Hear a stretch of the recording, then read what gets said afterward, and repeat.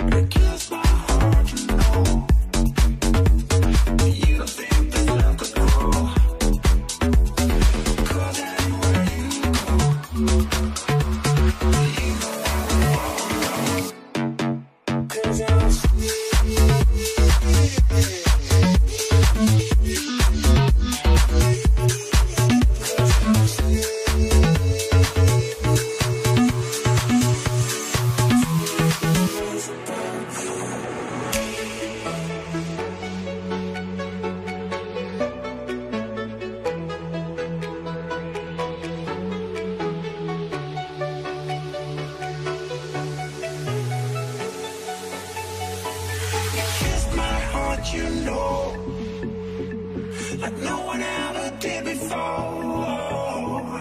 And I heard he moved on.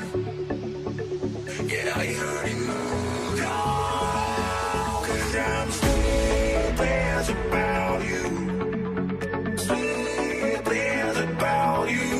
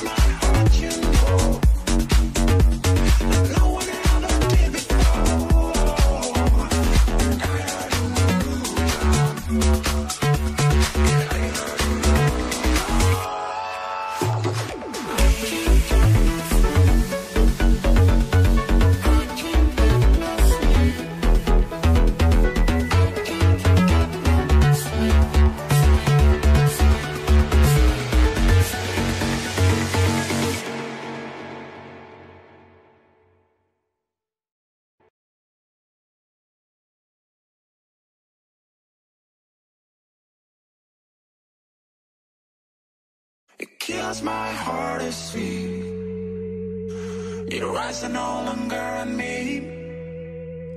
It's critical of me. You stop messing with me. It kills my heart to know you don't think this love could grow, 'cause anywhere you go, you know I would follow. 'Cause I'm sleepless about you, sleepless about you. Oh, oh, oh, oh, sleepless about you.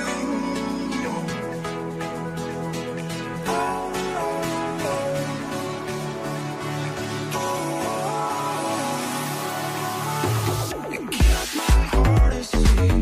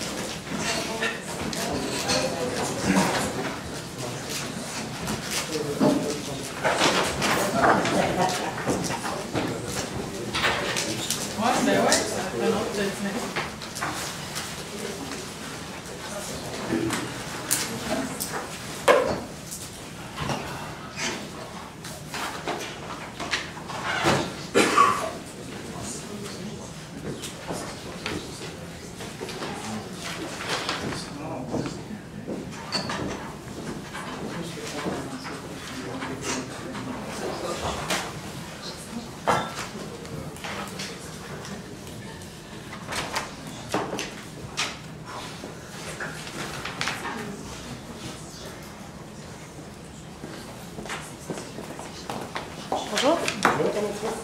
Bonjour. Alors. Bonjour.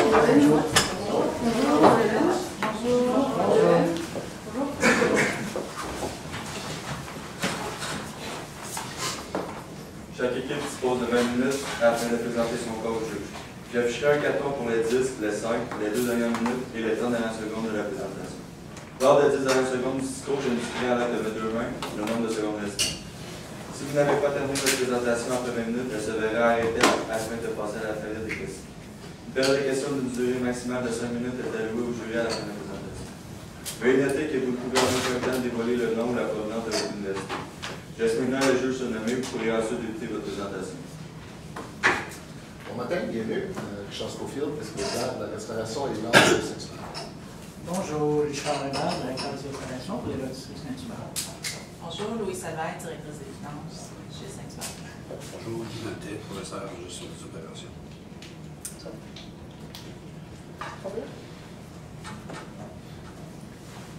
Il est 11h30. L'heure du midi approche. Votre ventre gargouille un peu, la faim se fait sentir.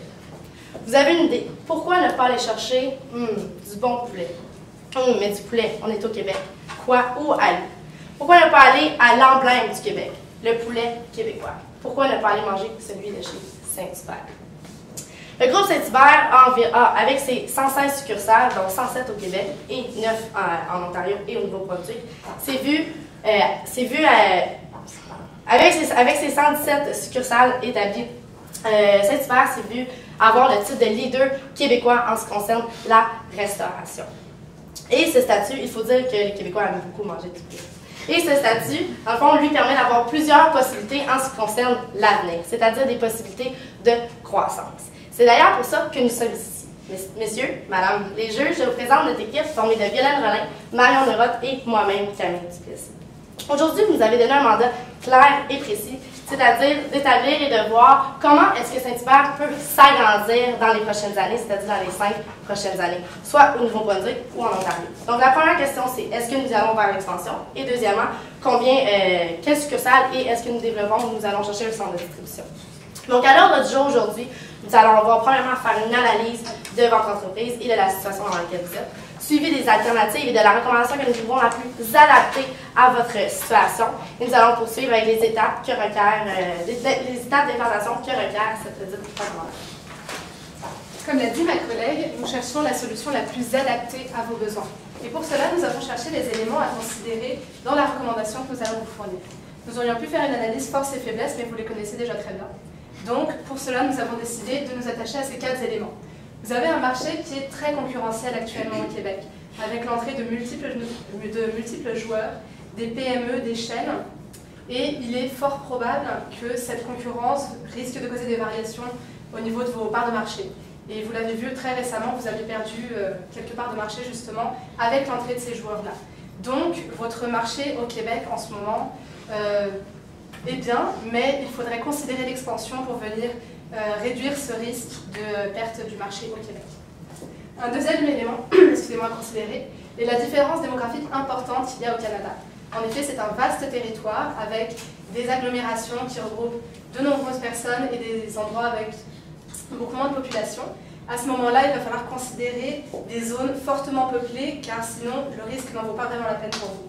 Donc une fois de plus, lorsque nous avons choisi les endroits où nous déplacer, où déplacer le centre de distribution pour Saint-Hubert, c'est un élément à considérer. Sinon, regardons maintenant la présence hors Québec. Vous êtes actuellement en phase test, ce qui veut dire que vous êtes présent en Ontario et au Nouveau-Brunswick. Et cette phase test vous a permis de recueillir des données qui sont importantes et qui vont vous permettre d'avancer avec ce projet d'expansion. Cette présence hors Québec est donc un avantage réel pour vous. Et enfin, l'objectif de votre compagnie de 20% des opérations en dehors du Québec. En réalité, vous avez fixé un objectif de 15 à 20%. Nous pensons que l'objectif de 20% serait avantageux pour vous. Pour cela, nous l'avons considéré dans les éléments de la recommandation. Donc le premier choix que vous devez faire finalement, c'est est-il utile ou non de s'expandre en dehors du Québec? Pour cela, nous avons considéré 4 alternatives que vous connaissez bien, puisque finalement, Ontario et Nouveau-Brunswick, ce sont des marchés sur lesquels vous avez fait une phase test. Donc, la première solution serait tout simplement de ne faire aucun autre centre de distribution que les 2 qui sont actuellement à Montréal. La deuxième solution serait alors d'aller créer un nouveau centre de distribution au Nouveau-Brunswick. Une autre solution également serait d'en créer un en Ontario. Et la quatrième solution, qui est finalement la combinaison de la deuxième et la troisième, en créer un au Nouveau-Brunswick et un autre en Ontario. Donc, vous avez envie d'élargir vos horizons, vous avez envie d'aller plus loin. Au Québec, Saint-Hubert est vraiment présent, c'est le leader de la région, il dispose de 5% des parts de marché, donc vous voulez aller plus loin. Vous voulez notamment aller au New Brunswick ou en Ontario. Mais est-ce que c'est une bonne idée? Eh bien oui, c'est une très bonne idée. Pourquoi? Eh bien nous avons estimé qu'il y a un potentiel de croissance de 5% qui était attendu actuellement soit dans le New Brunswick, soit en Ontario, donc c'est quelque chose qu'il faut prendre en compte. De plus, il faut savoir qu'actuellement, vous avez donc des restaurants qui ont été établis, des succursales qui sont présentes en tant que test, et il y a un grand succès dans ces succursales, et c'est donc un bon point pour vous, c'est donc une raison de plus pour s'expandre. Il y a une bonne réponse locale à l'expansion. De plus, donc, comme vous nous l'avez signifié, vous avez envie d'aller plus loin, vous avez envie d'aller au New Brunswick, vous avez envie d'aller en Ontario. Donc, aller dans l'expansion, c'est aller dans le sens de votre ambition. Et de plus, il faut savoir, comme ma collègue l'a fait remarquer précédemment, qu'il y a actuellement au Québec une très forte concurrence en ce qui concerne le fast-food. Il faut savoir que vous avez perdu 0,2% des parts de marché dans la dernière année et que vos concurrents directs, qui sont Bunny & Co et Scores, ont gagné plus de 1% des parts de marché. Ils sont toujours derrière vous d'une large mesure, ils occupent à peu près 2% des parts de marché, vous en avez 5 actuellement. Et donc l'idée c'est de consolider votre position au Québec, mais également d'aller plus loin en allant donc soit en Ontario ou au New Brunswick, nous le verrons plus tard. Maintenant, nous devons considérer l'option d'aller s'établir au Nouveau-Brunswick avec un nouveau centre de distribution. La raison pour laquelle notre équipe a jugé qu'il n'était pas favorable pour vous de vous déplacer au Nouveau-Brunswick, en fait, les raisons, puisqu'elles sont au nombre de 3, sont les suivantes. Tout d'abord, il y a une variation actuelle au niveau de la population au Nouveau-Brunswick qui aurait tendance à être un peu décroissante. Il y a la population qui se déplace vers certaines agglomérations, mais ça reste malgré tout faible. Les régions perdent de la population tout simplement.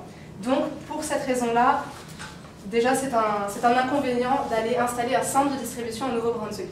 La faible population également au Nouveau-Brunswick est un inconvénient. Vous allez faire de nombreuses installations, de nombreux investissements. Vous allez devoir former de nouvelles personnes. Et à ce moment-là, il faut quand même que vous ayez suffisamment de marché pour que ce soit rentable pour vous. Pour cette raison-là encore, nous jugeons qu'il n'est pas favorable de vous installer au Nouveau-Brunswick. Et la dernière raison est la consommation faible de ce type de service tout simplement au Nouveau-Brunswick, comparativement à d'autres régions telles que le Québec où vous êtes actuellement, telles que l'Ontario comme nous le verrons après. Donc ces 3 raisons forment finalement notre argument contre le Nouveau-Brunswick. Également, et ça dépend de votre vision pour l'avenir, vous nous avez pour l'instant soumis l'idée, vous avez plutôt exprimé le souhait de venir éventuellement aux États-Unis, vous expandre. À ce moment-là, vous êtes plus avantagé en étant ailleurs qu'au Nouveau-Brunswick, en Ontario par exemple, on le verra par la suite. Mais le Nouveau-Brunswick, en tant que marché, ne va pas vous apprendre grand-chose sur le marché aux États-Unis, sur la culture. On pense qu'une culture anglophone, déjà, vous permettrait d'en apprendre plus sur ce marché qui vous intéresse. À ce moment-là, le Nouveau-Brunswick, une fois de plus, n'est pas favorable.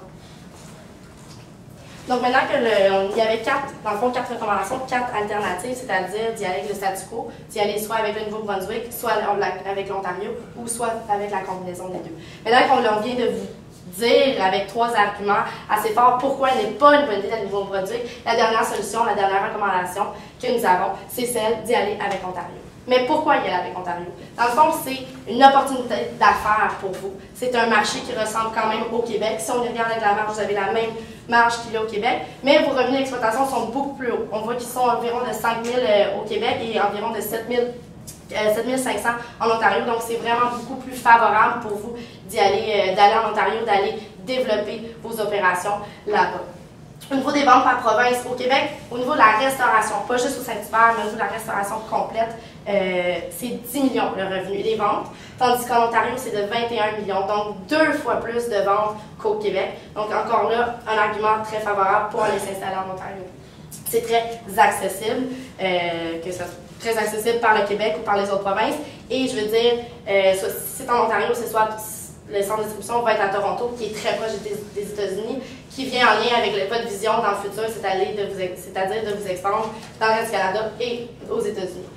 Aussi, comme ma collègue vous l'a dit, Marion, entrer dans la culture anglophone. Au Québec, en ce moment, le produit Saint-Hubert est un peu à maturité, si on veut. C'est la seule province francophone, tandis que les autres sont anglophones. Donc, c'est très important d'aller tout de suite développer votre produit dans les autres provinces au niveau anglophone pour, par la suite, venir aux États-Unis pour rencontrer, oui, une différente culture que la canadienne, mais je veux dire, la culture canadienne anglophone ressemble beaucoup plus à celle américaine que la culture canadienne francophone à celle américaine. Donc, c'est vraiment important d'aller vers l'Ontario parce que c'est une opportunité d'affaires pour votre croissance pour le futur.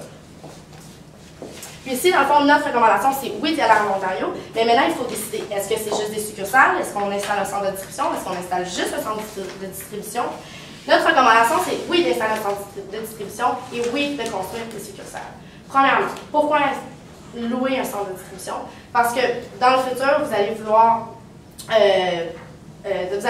vendre vos produits dans le reste du Canada, vendre vos produits aux États-Unis, et nous croyons qu'il est très important de construire, dans le fond, d'avoir un centre de distribution, car c'est beaucoup plus proche que celui qui est déjà à Montréal, qui est déjà quand même à capacité maximale, les deux qui sont à Montréal, quand même à capacité maximale en ce moment. Puis, au niveau des succursales, nous allons vous donner le nombre qu'il serait important de construire par la suite. Il est très important d'ouvrir des succursales dans les places que la population est la plus dense, c'est certain, et où peut-être les frais de transport vont être moindres. Et dépendamment aussi, on va voir, dépendamment des succursales, ils vont être affiliés à différents centres de distribution.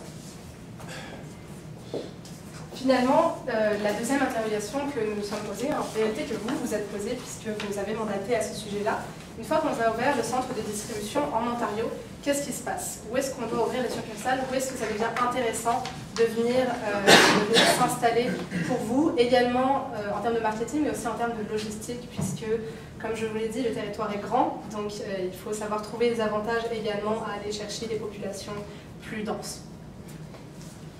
Donc, pour ouvrir les nouvelles succursales, nous avons effectué un calcul. Vous voulez placer 20% de vos opérations à l'extérieur du Québec. C'était a priori soit en Ontario, soit au Nouveau-Brunswick. Nous avons fait le choix, nous vous recommandons d'aller seulement en Ontario. Donc, nous sommes partis de cette hypothèse de base. Il faut savoir qu'actuellement, vous délivrez 31 millions de repas par an, ce qui fait environ 732, voire 733 repas par jour et par succursale. Et vous avez 116 succursales, ce qui nous a permis d'établir qu'avec une hausse de 15% de vos opérations, il y aurait 4 millions 30 000 repas par an qui seraient délivrés par les nouvelles succursales. Et donc en faisant un calcul simple, nous sommes arrivés à un total de 12 740 repas par jour. Et pour cela, il y aurait besoin de 18 succursales, donc d'ouvrir 18 succursales pour atteindre cet objectif de 15 à 20% des opérations à l'externe. Comme ma collègue vous l'a dit, votre objectif finalement c'est ces 18 succursales à ouvrir en Ontario. Et vous allez chercher des endroits où la population est dense, où il y a beaucoup de monde qui puisse consommer le service que vous offrez. Finalement, nous avons retenu seulement 4 régions. La région de Toronto, tout simplement parce qu'elle est très proche du centre de distribution puisqu'il serait à Toronto. À ce moment-là, les coûts seraient moindres et elle est très densément peuplée. En tout cas, en Ontario, c'est elle qui a la plus importante population, c'est donc elle qui va être la plus intéressante pour vous. Si nous regardons maintenant la région d'Hamilton, nous avons choisi d'y mettre 2 succursales. Le nombre de succursales, nous l'avons choisi au prorata de la densité de population qu'il y avait par rapport aux 4 régions que nous avions choisies. Donc à ce moment-là, Toronto étant très grande, nous avons 12 succursales, Hamilton étant beaucoup moins grande que Toronto, seulement 2 succursales, mais malgré tout c'est suffisant pour une ville de cette taille. Et ça vous permet éventuellement de tester le marché s'il faut aller plus loin sur cette région-là. La région de Kitchener, qui est encore plus petite finalement que celle d'Hamilton, aurait une succursale. Encore une fois, vous pouvez tester également avec cette succursale-là, voir si ça fonctionne, puis aller plus loin par la suite. Et finalement, nous terminons avec la région d'Ottawa qui va être un petit peu particulière dans votre cas. La région d'Ottawa, on aurait pu se dire, on a un nouveau centre de distribution et à ce moment-là, elle serait desservie par ce centre de distribution. Seulement, au niveau des distances, on s'est rendu compte que c'est vraiment pas raisonnable. C'est très loin, très coûteux, et finalement, le centre de distribution de Montréal semble être une meilleure opportunité. En revanche, une chose auquel il faudra que vous fassiez attention, c'est la capacité de l'usine de Montréal à fournir, la capacité, excusez-moi, pas de l'usine, du centre de distribution de Montréal à venir fournir la région d'Ottawa qui va recueillir 3 succursales également. À ce moment-là, il va falloir soit augmenter la capacité, soit vous pourrez délaisser la région d'Ottawa malheureusement, mais elle a quand même 3 succursales, ce qui n'est pas si important que ça pour venir repeupler les autres régions si vous voyez que ça fonctionne. Donc la solution, vous pouvez soit construire un entrepôt, soit procéder à une location pour l'entrepôt qui se situera à Toronto. Nous avons pensé que dans un premier temps, il serait beaucoup plus intéressant pour vous de procéder à une location d'entrepôt, c'est ce que vous faites jusqu'à présent à Montréal. Et de plus, cela vous permettra d'avoir une sécurité d'une certaine manière en ce qui concerne les frais défrayés pour la construction. Donc, d'autres avantages également en ce qui concerne la location d'entrepôt, c'est que, nous l'avons dit, Toronto se situe très loin de Montréal, cette ville se situe à plus de 500 km, donc il faut savoir que vous êtes donc dans la restauration, vous vendez des produits frais, vous proposez à vos clients des produits de qualité et des denrées qui sont donc périssables, et donc il est très important pour vous d'avoir quand même, au niveau de la logistique, des distances qui sont relativement faibles, afin d'avoir un meilleur service et beaucoup plus de facilité et de flexibilité en ce qui concerne votre offre. Et de plus, comme nous l'avons signifié précédemment, vous êtes proche des États-Unis, et donc ça va vous permettre de vous avancer pour une future expansion hors du pays, donc ou aux États-Unis, car vous avez des résultats qui sont très prometteurs en ce qui concerne les restaurants tests que vous avez déjà établis. Ici, si on regarde au niveau du budget, c'est certain que construire une nouvelle succursale, ça coûte excessivement cher, puis aussi au niveau de louer un nouvel entrepôt. Au niveau de la construction des succursales, nous y avons été avec 25 millions de dollars pour les 18 nouvelles succursales. Location d'opération, 776 000. Les salaires, 15 employés, si on considère que c'est 3 quarts d'heure, par contre, de 8 heures pour 50 semaines, ça vient à 540 000, puis c'est 40 000 en salaire. Le nouveau salaire de direction pour 3 gestionnaires de 70 000 par année, ça revient à 210 000 par année. Ici, qu'on peut voir, c'est environ 2,6 millions, c'est pas énorme. Par contre, on sait quand on ouvre une succursale, ça prend environ 5 ans pour observer vraiment les bénéfices nets, une augmentation des bénéfices nets de 5 %. Lorsqu'on commence, c'est certain plus au niveau dans le négatif, si on veut dire, parce que ça coûte excessivement cher, mais c'est un investissement très prometteur pour vous. Et certainement, peut-être que la première, deuxième année va être un peu plus chère, va être un peu plus dispendieuse, mais pour les années à venir, c'est certain que ça va être plus profitable et un meilleur investissement. Donc maintenant, comment vous allez vous y prendre? Quel est l'échéancier? Qu'est-ce que vous allez faire? Donc tout d'abord, il va falloir procéder à la recherche du centre de distribution, car comme nous l'avons expliqué précédemment, il s'agit d'une location.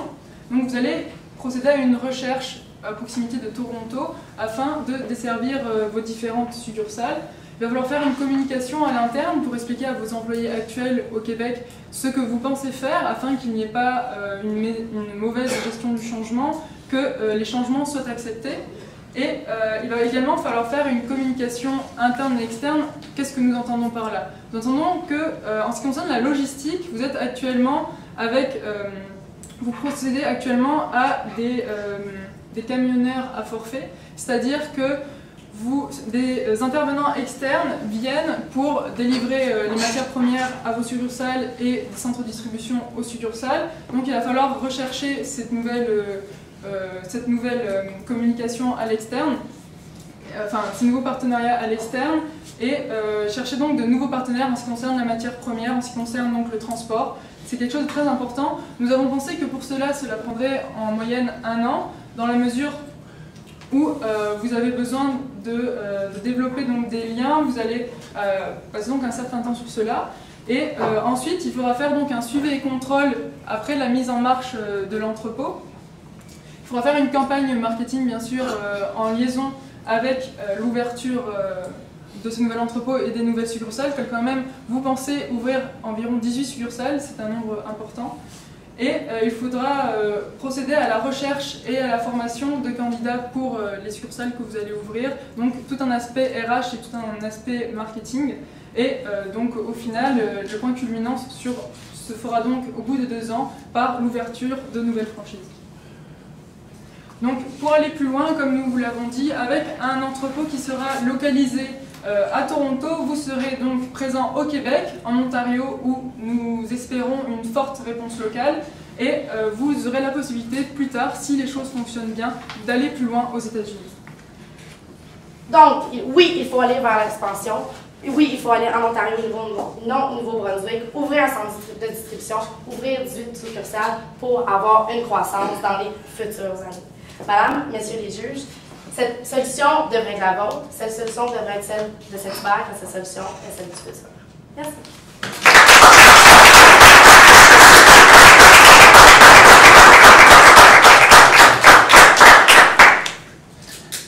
Est-ce que 12 succursales à Toronto, est-ce que vous considérez que c'est un nombre adéquat? Ou, ben, j'imagine que oui, parce que vous le suggérez, mais ça ne vous fait pas peur un petit peu? Il me semble que c'est beaucoup. Je sais que la population est énorme. C'est un marché qui est particulièrement grand. En plus de ce que nous avons vu, les personnes qui habitent à Toronto sont de grands consommateurs des services qu'on peut retrouver dans des chaînes. À ce moment-là, ils sont quand même très proches en termes de ce qu'ils veulent consommer que le marché qu'on a actuellement. Nous avons également fait des fast tests qui ont été plutôt positifs. Donc nous pensons que dans ce sens-là, nous pouvons miser vraiment sur Toronto pour gérer cette expansion-là. En termes d'échéancier, ce serait quelques-unes par année ou Ça dépend. Vous pouvez le faire de façon récurrente, c'est sûr. Au début, si 12 succursales, c'est sûr que ça sera énorme comme ça. Nous pensons que c'est tout à fait possible. Après, c'est en termes de gestion du risque, effectivement, vous pouvez venir le défrayer sur plusieurs années. Mais nous croyons, notre équipe et nous, que 12 succursales, c'est tout à fait gérable. Car initialement, vous vouliez donc un programme sur 5 ans. Donc sur 5 ans, oui, 12 succursales, c'est vraiment possible. Quand vous avez regardé Toronto, est-ce que vous avez pris en considération que les frais d'implantation dans une ville comme Toronto peuvent être plus élevés qu'ailleurs? Les frais d'implantation, vous voulez dire au niveau de la location et des sites, l'emplacement? Oui, en fait, oui, c'est certain que c'est plus cher qu'à Montréal ou à Moncton, mais même, on avait oublié Nouveau-Brunswick, donc c'est sûr qu'on n'ira pas vers là. Puis les chiffres qu'on avait en ce moment, c'était les chiffres pour Toronto. Est-ce que ça serait plus intéressant à Ottawa? Nous ne croyons pas, parce que Toronto, c'est le centre et c'est vraiment beaucoup plus proche. Je ne parle pas de centre de distribution, je parle pour les restaurants. Vous mettez 12 restaurants à Toronto. Le coût de chacun de ces restaurants-là, de se situer ça dans une ville comme Toronto, ben, c'est tout petite ville. Oui, c'est certain que les coûts vont être beaucoup plus élevés, mais les revenus vont être beaucoup plus gros aussi parce qu'il y a beaucoup plus de monde qui, premièrement, habite à Toronto et il y a beaucoup de monde qui travaille à Toronto, je veux dire, qui font des allers-retours, des voyageurs, quoi que ce soit. Donc ça, c'est aussi un autre argument parce que beaucoup de voyageurs qui font à Toronto, donc des gens qui retournent après chez eux, qui parlent de votre produit. Donc ça, c'est toujours meilleur pour vous que d'aller dans des plus petites villes comme Kitchener, qu'on a. Exact. Donc, quand vous avez calculé les 18 restaurants nécessaires, oui. Vous appelez ça un pro rata des banques qu'on fait actuellement au Québec. Oui. Donc, vous dites que vous pensez que la MAC va tirer aussi fort en Ontario, que les ventes par restaurant vont être pareilles comme les ventes par restaurant qu'on a ici au Québec? Actuellement, donc, avec le restaurant test que vous avez en place, vous attendez à des ventes, une croissance de plus de 5%. Actuellement, vous avez 5% des parts du marché au Québec, et c'est ce que vous pensez avoir en Ontario quand vous allez vous installer. Donc oui, nous avons considéré que c'était similaire. Dernière question, quel concept? Pardon?